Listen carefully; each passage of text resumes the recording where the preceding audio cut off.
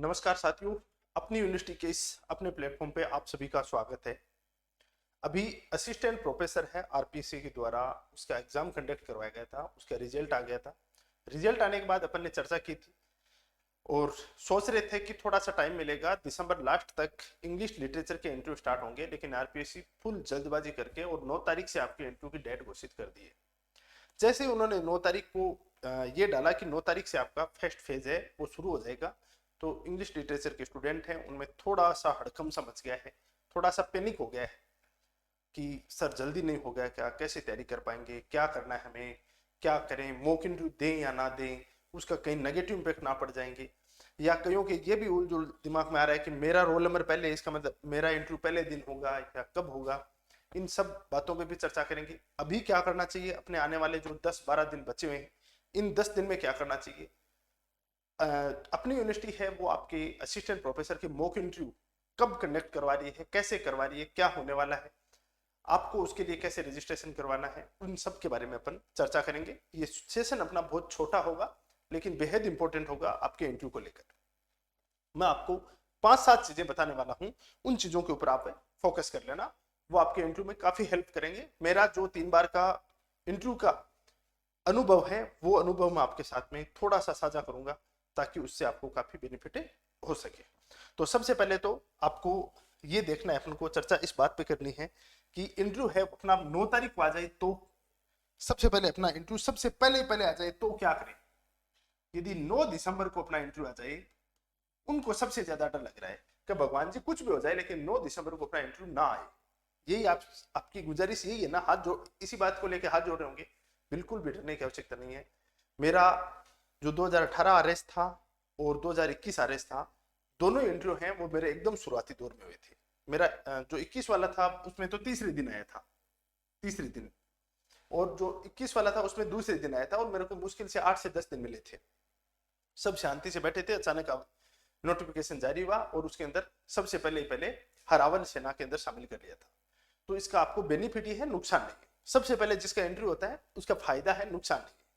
आपको ये लगता होगा सर पता ही नहीं चलेगा कैसे क्वेश्चन पूछे जा रहे हैं। क्वेश्चन इतने टफ नहीं पूछे जाएंगे, क्या क्या पूछे जाएंगे वो मैं आपको बता देता हूँ शॉर्ट एंड स्वीट तरीके से। आपको क्या करना है 10 दिन उसका भी बता देता हूँ। दूसरी बात, आपका अब जितना लेट होगा उतने दिन तक आप डर के साए में जी रहोगे, तो इससे अच्छा है शुरू में हो जाए, आराम से फ्री माइंड होके मस्ती कर सकते हो आप। तो इसमें आपको क्या करना है, यदि 9 दिसंबर को आपको आ रहा है तो आपको अभी क्या करना है, आप जिस जिले से हो, पहली बात तो आपको 3-4 चीजों पे फोकस करना है।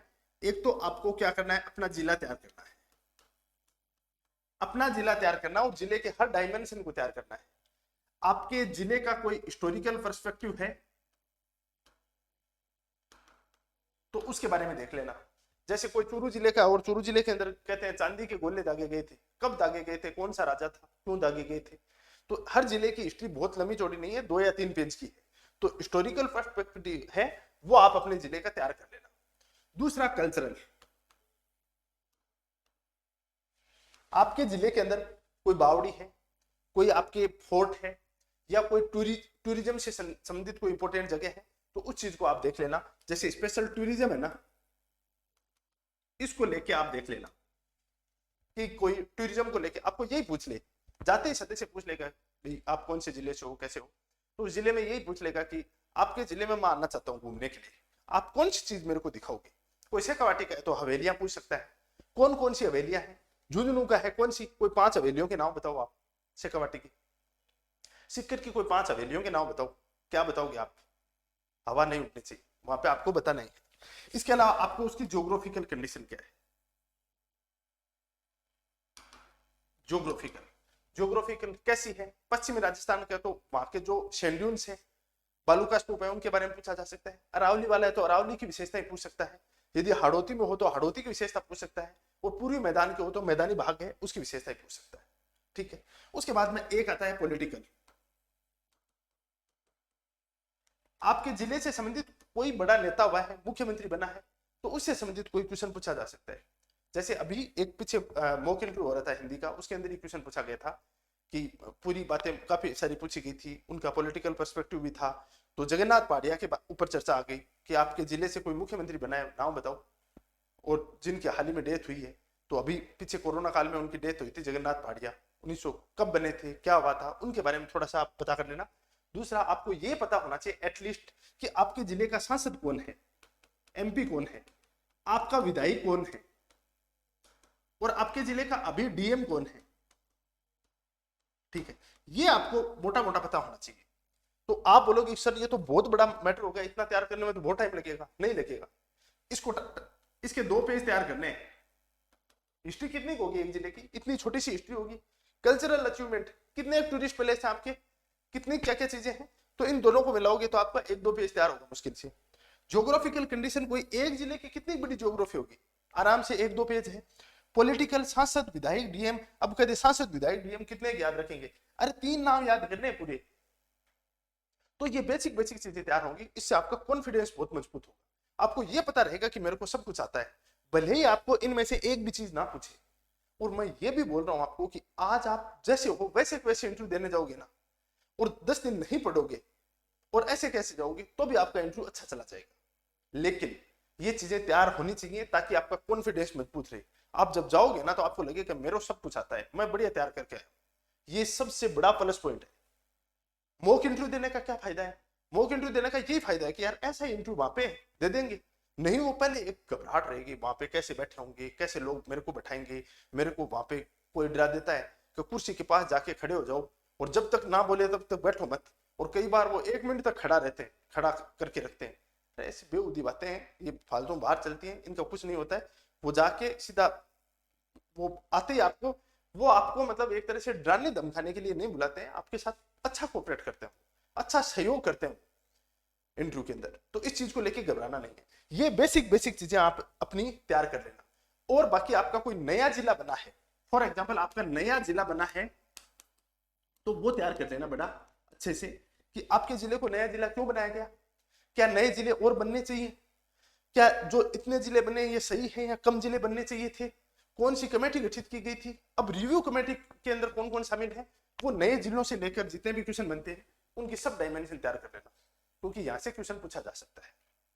क्या आधार होने चाहिए, किसी भी नए जिले को बनाते थे उसके क्या आधार होने चाहिए, तो वहां पे आपको पता होना चाहिए कि उसका एक ज्योग्राफिकल आधार होना चाहिए, एक इकोनॉमिक आधार होना चाहिए, उसका ये प्रमुख आधार है, उनके आधार पर नए जिले का गठन किया जाना चाहिए।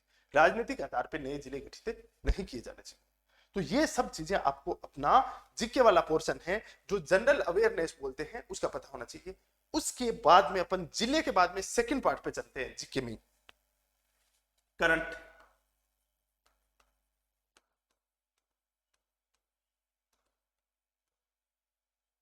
आपका क्या है, अंग्रेजी साहित्य है, इंग्लिश लिटरेचर है। इंग्लिश लिटरेचर का अब की बार लिटरेचर का या साहित्य का नोबेल पुरस्कार किसे मिला था, किस चीज को लेकर मिला था, सब सर्च कर लेना। इतनी तो देखो आपको थोड़ी सी कोशिश करनी पड़ेगी। इसके अलावा इंडिया के अंदर साहित्य के पुरस्कार कौन कौन से दिए जाते हैं, कोई साहित्य का पुरस्कार दिया गया है उसके बारे में अपन को पता होना चाहिए। इसके अलावा आपको राजस्थान के अंदर साहित्य के क्षेत्र में कौन कौन से पुरस्कार दिए गए हैं, किस किस बुक को या कौन कौन सी कृति है उसको ये पुरस्कार मिले हैं, इस चीज का पता होना चाहिए। इसके अलावा अपने अभी हाल ही में जो शास्त्रीय भाषाएं हैं वो शामिल की है। जो शास्त्रीय जो भाषाएं हैं वो कौन कौन सी हैं, उसका बेनिफिट क्या होता है शास्त्रीय भाषा, उसके मानक क्या होते हैं, स्टैंडर्ड क्या होते हैं, कौन से भाषा को अपन शास्त्रीय भाषा कहेंगे, इन सब चीजों को आप थोड़ा सा सर्च कर लेना। ये आपके इंग्लिश लिटरेचर को लेके करंट अफेयर पूछा जा सकता है। बाकी आप करंट अफेयर में बहुत ज्यादा फंसने की आवश्यकता नहीं है। अभी एक काम जरूर कर लेना, डेली का न्यूज़पेपर जरूर पढ़ लेना, डेली न्यूज़पेपर। कौन सा पढ़े, यही क्वेश्चन आएगा, कौन सा पढ़े आप पहले बात तो इंग्लिश मीडियम को, तो आप क्या करोगे, अभी आप राजस्थान पत्रिका,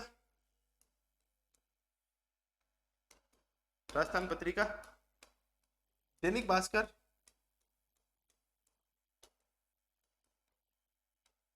ठीक है, और एक आप जिस दिन जाओ इंटरव्यू देने उस दिन दैनिक नवज्योति जरूर पढ़ के जाना।